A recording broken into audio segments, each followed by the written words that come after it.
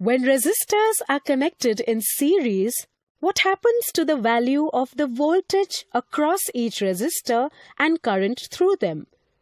Let's find out through this activity. We have connected 3 resistors in series to the circuit having an ammeter and a voltmeter across all 3 resistors.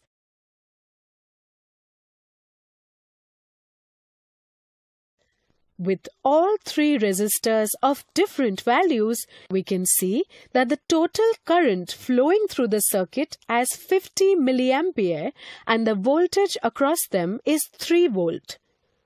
Let's check the voltage across each resistor by placing voltmeters across them. We can see that voltage across each resistor is different. When we closely observe it, we can see that the total voltage across the series of resistors is equal to the sum of voltages across each resistor. Now, let's check the amount of current flowing through each resistor by connecting ammeters through each of them.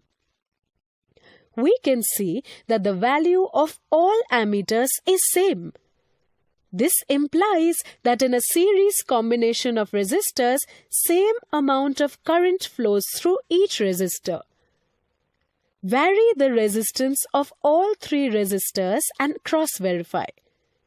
Thus, we find that when resistors are connected in series, the current through each resistor is same and the voltage across them is different, which depends upon the resistance of each resistor.